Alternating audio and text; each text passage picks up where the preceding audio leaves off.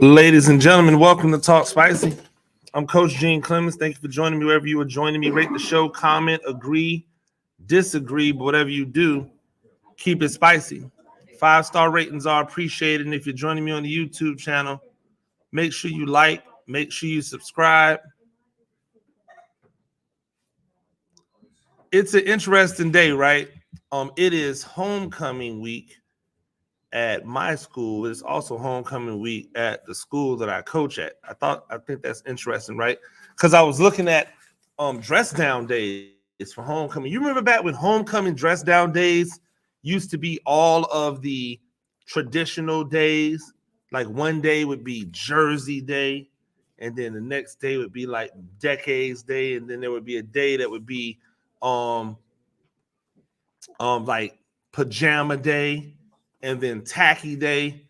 And now they're doing stuff like Bikers versus Surfers, you know, and Twin Day. And I don't particularly mind Twin Day. My only issue with Twin Day has been like when you're like, there are people who are going to twin, like really look exactly alike. And then there are people who are just going to kind of sort of look alike. Like we're just going to kind of wear the same thing. And I think that if you're going to really like wholesale do the twin thing, then you have to be like all in on it. But I really love dress down days. Like I really think that, especially like the homecoming dress down days, like those are really great ways to get your student body involved in, you know, being in the school spirit. I think that's important. What I don't like is people trying to profit off of it. And while I think it's a great hustle, it's a great way to profit. Whenever you attach money to it, then you're going to have less people do it. Well, homecoming week should be all about having people invest and be better in, you know, as far as like school spirit. School spirit shouldn't be attached to any money. It shouldn't be attached to any fundraisers. It's school spirit. Everybody should be able to do it, bar none. So I've always had an issue with that. You know what else I have an issue with? I have an issue with a list that I saw on Twitter. I said, on this list, it said, list of restaurants women refuse to go to on a first date. And on this list, I'm going to read you this list. Number 1 on the list is Cheesecake Factory. Number 2 is Applebee's. Number 3 is Chili's. Number 4 is Chipotle. First off, how did the Cheesecake Factory get down to the level of Chipotle? Like, if the Cheesecake Factory is number 1, then every other thing on the list is going to be like worse, right? If the Cheesecake Factory isn't a place you could take somebody on a first date, then where can you take them? You gotta bust down $200, $300, $400 on a date in order to make somebody happy. I saw this list and it really just made me sad about dating. This list really made me think to myself, yo, I don't know if I really want to date out here in these streets. If this is what you have to do in order to make women like happy, in order to make women want to date you more, you got to take them to some ridiculously expensive restaurant. Cheesecake Factory is not cheap. If you go to Cheesecake Factory and you order a couple entrees and some drinks and whatever, you're probably coming out close to $100. Like, I think spending $100 on a date is not like being cheap. If you add in, you know, meeting up beforehand or going somewhere after the date and then paying for whatever that is, it's not inexpensive. It's very expensive. So this idea that the Cheesecake Factory has somehow become like this low-grade place that you can take people. I just don't understand that at all. It doesn't seem to jive with me at all. And I think a lot of women, not all women, I think a lot of women need to get their priorities together about what they should or should not be expecting when they go out on these dates. It's ridiculous to me to believe that people are really out here saying, hey, these are places that we refuse to go on a first date. I'm going to read you the rest of the list because I think it's crazy. Olive Garden, the movies. Now, I get the movies. I understand the movies because how do you talk on a first date at the movies? I understand your house because that gets a little bit too personal. I get that. Any fast food chain. Well, I don't know. Buffalo Wild Wings, Wingstop, Red Lobster, a buffet, IHOP, Denny's, the gym, church. I actually think the gym and church are great places to go on first dates. Starbucks, a coffee date, ice cream dates, family functions. Family functions can be a little bit questionable, right? Movie nights. So like a Netflix, Hulu, whatever, I get it. Somewhere that requires a long drive. Yeah, because now you might think that there may be some type of work that's nefarious, some type of work that isn't involved in there. I get that. I understand that. That makes sense to me, right? Bowling. How did bowling not become a great first date? Nightclubs, hookah bars, a bar for just drinks, Waffle House, or sporting events. Sporting events? Like, if there's not a better date than just being in the open with other people where you don't have to feel like it's intimate or it's like to yourself, then what else can you do? Like, I look at these things and I go, man, the priorities are all messed up these days. They're not as messed up as James Harden's priorities, though, right? Because James Harden would have you believe that there's an issue with him because of what was promised to him not being there. You know what's promised to him? His contract. And on his contract, it says we're going to pay you an exorbitant amount of money. So he could just play that contract out, right? And get paid ridiculous amounts of money.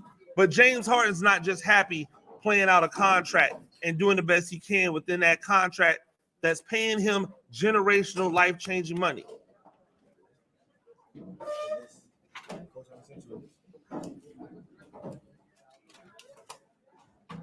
He's not just happy making that generational money. He needs more than that. He needs more. He wants to be able to dictate everything on his terms. He wants to be able to dictate everything on his terms.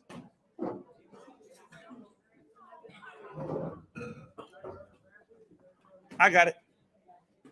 He wants to make sure that everything is the way that he wants it to be. He wants to make sure that everything is to his liking. Well, guess what, man? You're a player. You're not an owner, right? You're not a coach, you're a player. And at some point, with as much power as we've given players, the players have to be able to give something back as well. And James Harden doesn't give anything. James Harden has been the issue. He's been the best player on teams and also the issue with the team at the same time.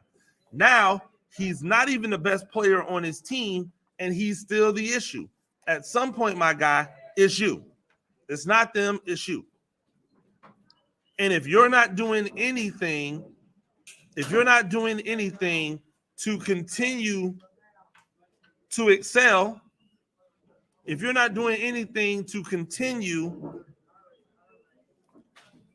to get better, then what's the point? What's the objective? What are we talking about? Why are you just allowed to go from team to team to team to team to team and obliterate the roster because they've got to trade all their assets away for you, then come in and be disgruntled, dominate the basketball, and not actually add to what's going on in the process.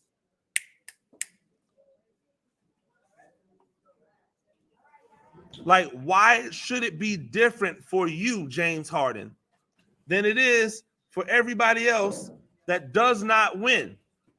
It would be different if James Harden was winning. It would be different if James Harden was somebody out there bringing championships home. It would be different if James Harden, when he moved to a team, they went from just being okay to a contender, but they're not. When James Harden goes to a team, that team gets worse now. They don't get better, they get worse now. And that is something that James Harden himself has to deal with. That is something that he alone has to be responsible for.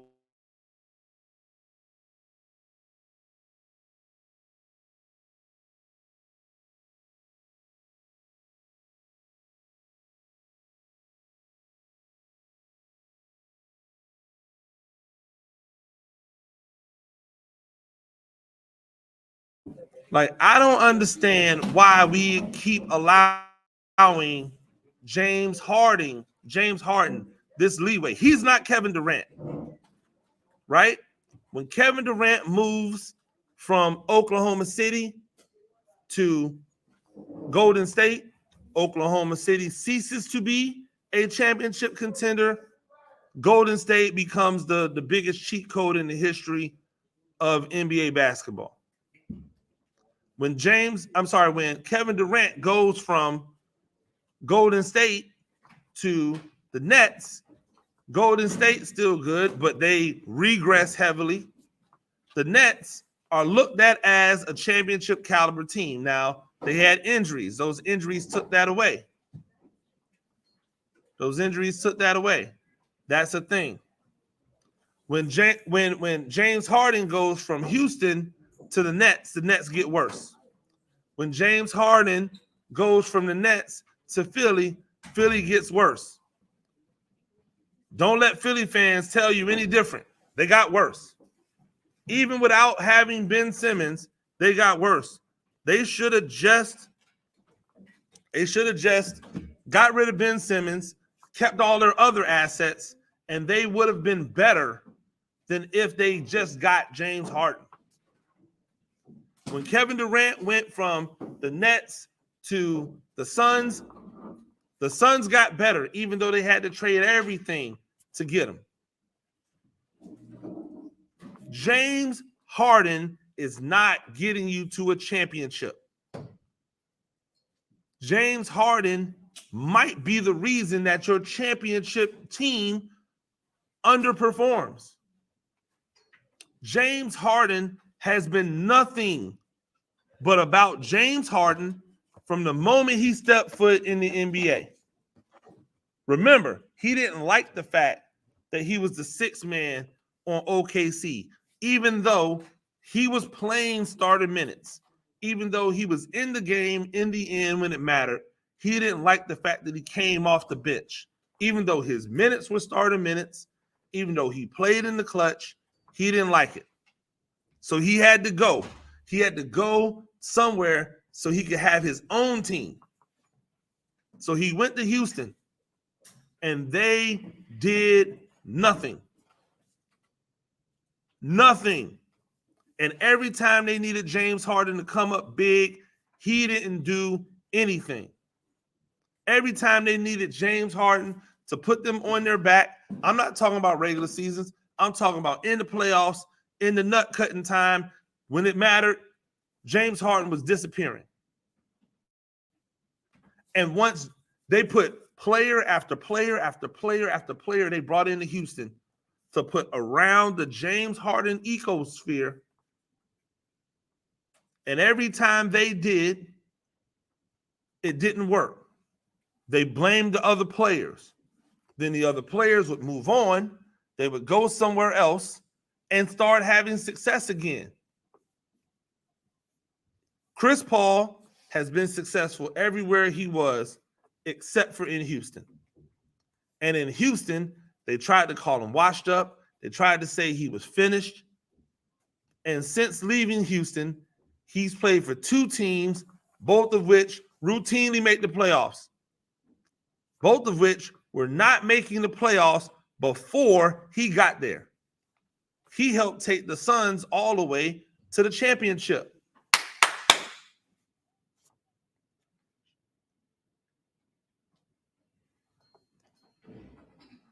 So when we see what he does and what he brings to the table versus what James Harden brings to the table, I'm more excited about Chris Paul in Golden State than I am about James Harden wherever he plays. The audacity of James Harden to be paid almost $500 million to play basketball, and yet every turn, everywhere, feel and look and seem so ungrateful, as if someone has wronged him. This is James Harden all the time. When is he happy? He's happy when he shows up. And the moment he's been there for a while, no longer. Right? So when I look at the situation for Philadelphia, I go, hey man, trade that dude. Get him away from your team. Take whoever you can take for him. Because the alternative is for you to just continue to struggle. The alternative is for you to just continue to do what you've been doing. And you're going to have a result that you're not happy with. Because that's who James Harden is. I don't understand it. I don't know why he's allowed to do these things at a level that no one else is. You know what else I think is interesting? This sign stealing. The sign stealing with University of Michigan. Like, who cares? If I tell you what play I'm running, does that mean you can stop the play? You still have to be able to stop the play. If I tell the defensive coordinator right before the play, hey, they're about to run sweep, how does the defensive coordinator quickly get that to all the players so that they know what's coming? Like, I don't understand why the sign stealing scandal is getting more attention than Michigan State putting Hitler up on their boards. I don't understand why the sign stealing issues are getting more attention than the fact that James Franklin once again couldn't get it done when it mattered most for Penn State.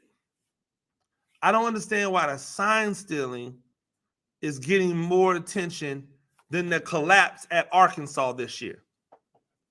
I don't understand why sign stealing is getting more attention than the fact that Oklahoma beats Texas, then comes back and struggles with Central Florida. I don't know why sign stealing is getting more attention than the fact that USC has lost 2 games in a row, and they've given this man the moon, and his defense looks like the worst defense in the history of man. He had the worst defense in the history of man at Oklahoma. Now he's gone to USC, and he has the worst defense in the history of man at USC. But on top of it, his offense doesn't seem to be as potent against the good teams. We're talking about everything but the real storylines of college football. How do we bypass all these really good storylines to talk about sign stealing? Oh, we saw the guy who's been accused of sign stealing standing next to the defensive coordinator. Really? If they are if they are found guilty of sign stealing, which I just don't really know how you can prove, but okay, right?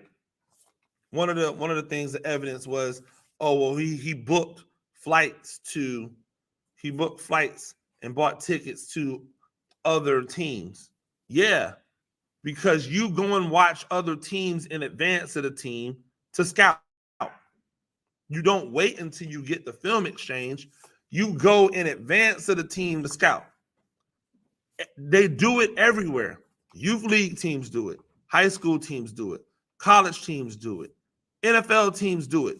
You go and watch the team so that you can scout them early. You want to see their substitution patterns. You want to see what they're doing, how they perform on the sideline. Why? Because you want to make sure that you prepare the best you can prepare. If these guys are rolling out the same signs every week, then guess what they probably don't care about? They probably don't care that you know what the sign is. They probably don't. This is such a non-story in my mind. And I don't know what other teams, coaches are out there caring about sign stealing. If you're a coach out there and you're worried about Michigan stealing your signs, then just call the play in on the radio that you have in the ear of the quarterback. Call in the play. Run somebody on. Do some different things. Change up the sign. It's not really that big a deal. Not enough to make an entire national scandal of it. When we have people who are losing regularly.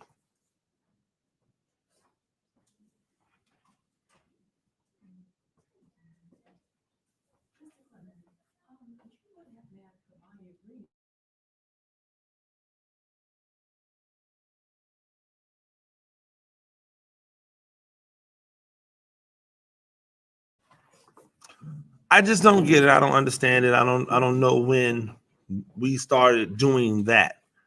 When we started focusing on the stories that didn't matter to the overall scheme of what life is, right? Because if that's what life is, then that's all that should matter. If the game is the life, then we should be talking about life. We shouldn't be talking about sign stealing. Ladies and gentlemen, that's Talk Spicy. We do this thing a few times a week. Rate the show, comment, agree, disagree, whatever you do. Keep it spicy. 5-star ratings are appreciated. If you join me on the channel, you know what to do. Like, subscribe, all the good things. Till next time. Peace.